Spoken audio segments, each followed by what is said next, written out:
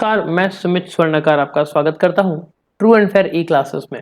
दोस्तों, आज की क्लास में हम देखेंगे कि अगर आपको आपका क्लाइंट टैली का डेटा देता है और आपको उस डेटा से आपके क्लाइंट का GSTR1 फाइल करना है तो आप किस तरीके से करेंगे। तो देखिए, सबसे पहले जब हमको डेटा मिलेगा क्लाइंट से तो क्लाइंट हमको कुछ इस तरीके से एक जिप फाइल करके दे सकता है हमको टैली का डेटा, एंड देन हम उसको एक्सट्रैक्ट कर लेंगे। यहाँ पर एक्सट्रैक्ट करने के बाद आप देखेंगे कि दो फोल्डर आपको दिख रहे हैं। एक है आपका 10008, उसके ऊपर आपको दिख रहा है 010008। बेसिकली क्या है आपको बता दूं मैं कि अगर आपका क्लाइंट टैली का पुराना वर्जन यूज कर रहा होगा तो उसका डेटा का जो फोल्डर होगा वो कुछ इस तरीके से दिखेगा। द मोमेंट आप इस डेटा को टैली प्राइम के लेटेस्ट वर्जन में ओपन करेंगे तो टैली इस पुराने वर्जन को माइग्रेट कर देता है नए वाले वर्जन में और एक नई डायरेक्टरी आपको बनाकर दे देता है। अब ये जो नया फोल्डर है 010008, ये फोल्डर जो है इसमें डेटा है और ये डेटा टैली एक्सेस करके हमको दिखाएगा।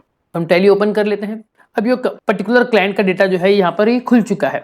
अब हम क्या करेंगे, हम सिंपली सबसे पहले जाएंगे डिस्प्ले में, देन GST रिपोर्ट्स में, एंड देन हम जाएंगे GSTR1। यहाँ पर जाके आपको क्या करना है आपको बता दूं मैं। सबसे पहले आपको करना है पीरियड को चेंज। आप जिस पर्टिकुलर मंथ का करने वाले हैं तो हम Alt F2 प्रेस करेंगे और यहाँ पर पीरियड दे देंगे जिस पीरियड का हमको करना है। तो फॉर एग्जाम्पल हमको 1 जनवरी से लेकर 31 जनवरी 2024 पीरियड का हमको रिटर्न फाइल करना है। तो हमने क्या किया, हमने यहाँ पर पीरियड चेंज कर लिया। ठीक है, उसके बाद अब आप देखेंगे यहाँ पर ये जो पर्टिकुलर पोर्शन है आप ये देख रहे हैं ना, अनसर्टेन ट्रांजेक्शंस करेक्शंस नीडेड, इसको आप हमेशा ध्यान में रखिएगा। बहुत बार क्या होता है ना कि कुछ एक आध ट्रांजेक्शंस ऐसे होते हैं जहां पर कुछ न कुछ मिस्टेक्स रह जाती हैं, तो वो वाउचर्स आपको यहाँ पर दिखेंगे। आपको क्या करना है, यहाँ पर एंटर करके उन रेस्पेक्टिव वाउचर्स का जो भी गलती होगा उन एरर्स को आपको सुधारना है एंड देन सेव करना है। अगर मैं आपको ये पर्टिकुलर पीरियड का बात करूं तो यहाँ पर देखिए, यहाँ पर एक भी वाउचर नहीं दिखा रहा। आप ये देखिए ना, ये जो 41 है इसके ठीक नीचे ये जो है आपका अनसर्टेन ट्रांजेक्शंस करेक्शंस नीडेड, यहाँ पर एक भी वाउचर नहीं है। मतलब यहाँ पर किसी भी वाउचर में कोई करेक्शंस की जरूरत नहीं है। देन ये आपका आ गया B2B सेगमेंट जहां पर 53 इनवॉइसेस, एंड देन यहाँ पर आप देखेंगे B2C जहां पर आपकी अदर सेल्स है जो कि आपने नॉन GST वाले पर्सन को माल बेचा है। फिर नीचे अगर आप देखेंगे HSN समरी में तो यहाँ आपको देखिए HSN समरी भी दिख रही है, एंड देन आपका डॉक्यूमेंट समरी, आपने कितने बिल इशू किए हैं वो भी आपको यहाँ पर दिखाई दे रहा है। ठीक है, अब बहुत ही सिंपल, हमको क्या करना है, हमको टैली में यहाँ पर रहते हुए ही ये एक्सपोर्ट जो ऑप्शन है ऊपर Alt E इसका शॉर्टकट है, हमको इसको प्रेस करना है। देन यहाँ पर आपको दिखेगा GST रिटर्न्स, आपको यहाँ पर जाना है। यहाँ जाने के बाद अब देखिए यहाँ पर सारे के सारे इनवॉइसेस आ गए हैं।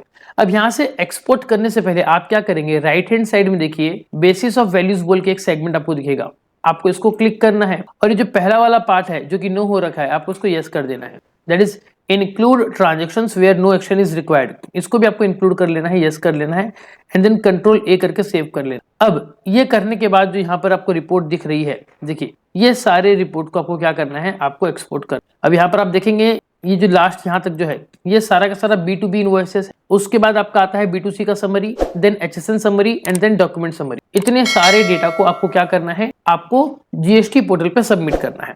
ठीक है, तो उसके लिए हम क्या करेंगे, उसके लिए सबसे पहले हम क्या करेंगे, पर एक्सपोर्ट कर देंगे। जब हम एक्सपोर्ट करेंगे तो ध्यान रखिएगा ये जो फाइल फॉर्मेट है ये आपका JSON डेटा इंटरचेंज फॉर्मेट होना चाहिए। अगर ये JSON फॉर्मेट नहीं है तो आप क्या करेंगे, आप यहाँ कॉन्फ़िगर में क्लिक करेंगे और ये जो JSON वाला पार्ट आपको दिख रहा है यहाँ एंटर करके आप अपना रेस्पेक्टिव फॉर्मेट चूज कर सकते। तो हमने यहाँ पर JSON को चूज किया। उसके बाद जो थर्ड वाला एक आपको दिख रहा है फोल्डर पाथ, कि हम ये जो टैली से JSON फॉर्मेट का फाइल निकालेंगे, ये वो फाइल होती है जो आपको पोर्टल पे सबमिट करनी होती है। तो वो फाइल कहाँ पर, हम उसका फोल्डर पाथ कहाँ बताएंगे कि कहाँ पर वो डाउनलोड हो, टैली में से निकलकर वो फाइल कहाँ पर सेव हो, तो ये फोल्डर पाथ उसके लिए काम आता है। तो हम क्या करेंगे, हम हमारा फोल्डर खोल लेंगे। ये वो पर्टिकुलर फोल्डर है जिस फोल्डर में हमने टैली का डेटा रखा हुआ है उस पर्टिकुलर मंथ का, और इसी फोल्डर में हम उसका सारा का सारा रिटर्न का सब कुछ रखना चाहते हैं। तो हम क्या करेंगे, इस पर्टिकुलर फोल्डर का पाथ को कॉपी कर ले। कॉपी करने के लिए क्या करना है, हमको प्रेस करना है Alt D। द मोमेंट हमने Alt D प्रेस किया, आप देखिए ऊपर जो एड्रेस बार है वो सारा का सारा सिलेक्ट हो गया है। अब आपको सिंपली Ctrl C से कॉपी कर लेना है, एंड देन Alt Tab ये प्रेस करके आपको वापस से टैली में आना है। अब फोल्डर पाथ जो यहाँ पर आप देख रहे हो यहाँ पर आपको एंटर करना है, एंड देन ऊपर आपको दिखेगा स्पेसिफाई पाथ, यहाँ पर एंटर प्रेस करके ये जो स्क्रीन दिखेगी आपको स्पेसिफाई फाइल पाथ, यहाँ पर आपको Ctrl V करके पेस्ट कर देना है। तो ये हमारा हो गया, फिर हमारा फोल्डर का पाथ यहाँ पर आ गया है, सब कुछ हो गया। अब Ctrl A कर दीजिए, एंड देन अब आप क्या कीजिएगा, एक्सपोर्ट कीजिएगा। एक्सपोर्ट करने से पहले आपको दिखा दूं, ये देखिए ये जो हमारा फोल्डर है यहाँ पर एक भी जेसन फाइल नहीं है। अब हम टैली में आते हैं और यहाँ पर एक्सपोर्ट कर देते हैं। द मोमेंट हमने इसको एक्सपोर्ट किया, टैली क्या कर रहा है, ये सारे डेटा का एक जेसन फाइल बना रहा है और ये देखिए हमारे सामने आ गया। ये जो फाइल आप देख पा रहे हो ये पर्टिकुलर जेसन फॉर्मेट है। ये देखिए जेसन फॉर्मेट में ये फाइल आ गई। बहुत छोटा साइज होता है इसका, 10 KB 20 KB ऐसे होता है। हमारे इस केस में 12 KB की छोटी सी फाइल बनी है। अगर इसका नाम देखें तो देखिए इसका नाम किस तरीके से होता है। फर्स्ट उस पर्टिकुलर पर्सन का GST नंबर रहेगा, उसके बाद फिर आपका रहेगा GSTR1, देन कौन से पीरियड का है एंड कितनी तारीख को आपने उसको निकाला है। ये आपका आ गया उसका जेसन का फाइल फॉर्मेट। अब आपको क्या करना है, सिंपली इसी जेसन फॉर्मेट को आपको अपलोड करना है पोर्टल। तो चलिए अब हम चलते हैं हमारे GST पोर्टल पे और हम इस पर्टिकुलर पर्सन का रिटर्न फाइल करेंगे। हम आ गए हैं GST के गवर्नमेंट पोर्टल पे जिसका एड्रेस है gst.gov.in। यहाँ पर आके आपको क्या करना है, आपको लॉगिन करना है। लॉगिन करने के बाद आपको पार्टी का जो ID है वो आपको। वीडियो में आगे बढ़ने से पहले अगर आपको ये वीडियो अच्छी लगी तो इसे अपने दोस्तों के साथ शेयर करने में कंजूसी ना कीजिएगा। और अगर आप हमारा फुल कोर्स अगर बाय करना चाहते हैं तो इसके लिए आप इस वीडियो के डिस्क्रिप्शन में जो लिंक दी गई है उस वेबसाइट के थ्रू या हमारे अपने ऐप के थ्रू आप हमारा कोर्स बाय कर सकते हैं। चलिए आगे शुरू करते हैं। डाल देना है, ID डालने का आपको यहाँ पर उसका पासवर्ड डालना है, देन लॉगिन कर लेना है। ये आपका उसका पोर्टल खुल गया है। अब यहाँ पर आप देखिए रिटर्न ये पर्टिकुलर हम जनवरी का फाइल करने वाले हैं। द मोमेंट हमने यहाँ पर देखिए ये येलो दिखा रहा है, मतलब इसको फाइल करना बाकी है और इसका ड्यू डेट है 11 फरवरी। तो हमको इसको फाइल करना है। कैसे करेंगे, नीचे देखिए रिटर्न डैशबोर्ड का एक ऑप्शन दिया है, यहाँ पर क्लिक करेंगे एंड देन अब हम क्या करेंगे, हमारा रेस्पेक्टिव यहाँ पर पीरियड जो है जनवरी चूज करेंगे। 2023-24 फाइनेंशियल ईयर का Q4 का जनवरी महीने का हम रिटर्न फाइल करेंगे। सर्च पे क्लिक किया, नीचे आए तो ये देखिए यहाँ पर आपका आ गया GSTR1। इसकी ड्यू डेट है 11 फरवरी। अब हम क्या करेंगे, प्रिपेयर ऑफलाइन में क्लिक करेंगे। यहाँ क्लिक करने के बाद हम चूज फाइल में क्लिक करेंगे एंड हमने जो जेसन फाइल बनाई है हम उस पर्टिकुलर पाथ पे आएंगे, इसको सिलेक्ट करेंगे एंड देन ओपन करेंगे। ये देखिए जो जेसन फाइल में टैली से निकाली थी वो सारी की यहाँ अपलोड हो गई है। इसको अगर हम रिफ्रेश कर देते और ये देखिए एरर रिपोर्ट में NA है, मतलब क्या, हमने जो जेसन फाइल यहाँ पर अपलोड करी उसमें कुछ भी एरर नहीं है। अगर उस पर्टिकुलर फाइल में कुछ एरर होती तो यहाँ पर आपका एक एरर का मैसेज आ जाता, फिर आप यहाँ से उस एरर फाइल को डाउनलोड करके देखते कि उसमें क्या गलती है। ठीक है, इतना करने के बाद हम क्या करेंगे, बैक टू फाइल रिटर्न में क्लिक करेंगे। दोबारा से हमको ये स्क्रीन दिखेगी, दोबारा से हम यहाँ हमारा पीरियड चेंज कर देंगे। अब यहाँ पर हम क्या करेंगे, क्योंकि ऑलरेडी हमने यहाँ पर जेसन अपलोड कर दी है, अब इस बार हम जाएंगे प्रिपेयर ऑनलाइन वाले सेगमेंट। अब देखिए जब हम प्रिपेयर ऑनलाइन वाले सेगमेंट में आ गए हैं तो यहाँ पर आप देख पाएंगे कि बहुत सारा डेटा यहाँ पर फिलअप हो गया है। जैसे 53 इनवॉइसेस थी वो आ गया है, B2C आ गया है, then HSN summary, document summary, ये सब कुछ यहाँ पर आप देख सकते हैं। अब हम क्या करेंगे, नीचे आएंगे स्क्रॉल डाउन करके, देन नीचे आपको दिखेगा जनरेट समरी, इसके ऊपर हम क्लिक करेंगे। इस पर क्लिक करने के बाद हमको एक मैसेज मिल गया कि your generate summary request has been received, मतलब ये पोर्टल को रिसीव हो गया है request, and please check the status in some time by clicking on refresh to view consolidated summary and file GSTR1। तो ये रिफ्रेश बटन कहाँ पर है, ये आपकी यहाँ पर है। ये देखिए ये रिफ्रेश को हम क्लिक करते हैं। क्लिक करने के बाद अब हम नीचे आएंगे स्क्रॉल डाउन करके एंड देन नीचे आपको एक ऑप्शन दिखेगा प्रोसीड टू फाइल और समरी, हमने इस पर क्लिक करना है। ये क्लिक करने के बाद आपका रेस्पेक्टिव जनवरी महीने का, मतलब जिस महीने का आपने अपलोड किया होगा जेसन फाइल, उसका आपको यहाँ पर डेटा देखने मिल जाएगा। अब इसको आप टैली से क्रॉस वेरीफाई कर लीजिए।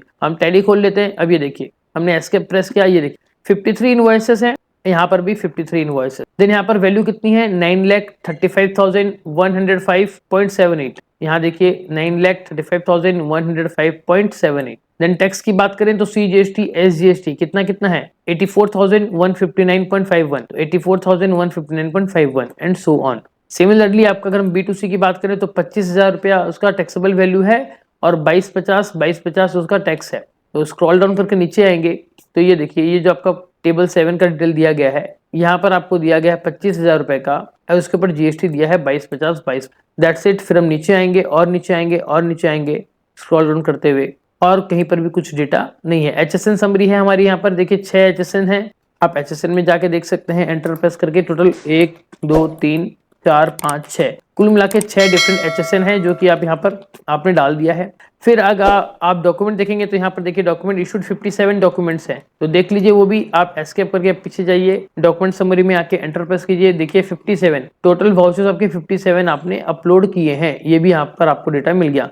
यानी कि आपने टैली के डेटा से इसको मैच कर लिया, सब कुछ आपको सिमिलर मिला। क्यों मिला? क्योंकि हमने टैली से निकाली हुई जेसन को ही अपलोड किया। देन उसके बाद हमको क्या करना है, हमको नीचे आ जाना है, फाइल स्टेटमेंट पे क्लिक कर देना है। ये क्लिक करने के बाद अब आपका फाइनल स्टेज आ जाएगा जहां पर आपको इस चेकबॉक्स को टिक करना है और यहाँ पर आपको बताना है कि हमने जो भी बताया सब कुछ सही है, कुछ भी गलत नहीं है। देन ऑथराइज सिग्नेटरी जो है उसको नाम चूज करना है and then file with EVC या फिर डीएससी में क्लिक करना है। बेसिकली लोग ईवीसी यूज करते हैं।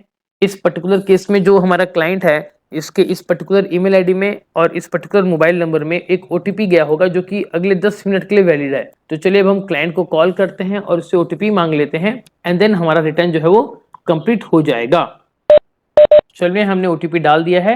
ओटीपी डालने के बाद आपको करना है वेरीफाई। हमने वेरीफाई पे क्लिक किया तो ये देखिए आपका GSTR1 जो है वो आपका फाइल हो गया है और यहाँ पर आपको एक मैसेज आ गया है कि इस पर्टिकुलर GST नंबर का इस पर्टिकुलर मंथ के लिए आपने सक्सेसफुली फाइल कर दिया है GSTR1 और आपका एक्नॉलेजमेंट रेफरेंस नंबर है ये। ठीक है, अब हम क्या करेंगे, हम बैक करेंगे।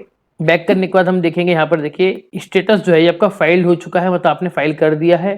देन स्क्रॉल डाउन करके नीचे आएंगे, यहाँ आपको दिखेगा व्यू समरी, इस पे क्लिक करेंगे। यहाँ क्लिक करने के बाद फिर से आपको स्क्रॉल डाउन करना है एंड देन लास्ट में आपको एक ऑप्शन दिखेगा डाउनलोड पीडीएफ। अब आपको इसको डाउनलोड कर लेना है। डाउनलोड करने के बाद आप देखेंगे कि ये आपका जो डाउनलोड हो गया है, ये आपका डाउनलोड हो गया है। अब यहाँ पर आप क्या करेंगे, इस फोल्डर पे जाएंगे एंड यहाँ से जो डाउनलोड हुआ है फाइल इसको कट कर लेंगे और जहां पर आप इस पर्टिकुलर पार्टी का सारा डेटा रखे हैं यहीं पर आपको उसको पेस्ट कर देना है फॉर फ्यूचर रेफरेंस। अब ये देखिए, इसको अगर हम ओपन करके देखें तो देखिए क्या दिखेगा आपको, ये देखिए ये हमने ओपन कर लिया। ये हमारा रेस्पेक्टिव पार्टी का जो रिटर्न है वो हमारा फाइल्ड हो चुका है। फाइनल डेटा आपको यहाँ पर देखने को मिल रहा है। ये 5 पेजेस का हमारा GSTR1 आपको देखने मिलेगा। तो इस तरीके से ये हम क्या कर सकते हैं, टैली के डेटा को लेकर हमारा GST का रिटर्न फाइल कर सकते हैं। तो उम्मीद करता हूं आज के इस वीडियो से आपको क्लियर हो गया होगा कि अगर आपको आपका क्लाइंट टैली का डेटा देता है तो आप उस डेटा को लेकर किस तरीके से GSTR1 फाइल कर सकते हैं। उम्मीद करता हूं आपको वीडियो से बहुत कुछ सीखने मिला होगा। अगर ऐसे आप सीखना चाहते हैं तो अगर आपको ये वीडियो अच्छी लगी तो काइंडली आप इसको लाइक करें और आप अपने बाकी दोस्तों के साथ भी इसको शेयर करें। मिलेंगे अगली वीडियो में, तब तक के लिए जय हिंद, वंदे मातरम।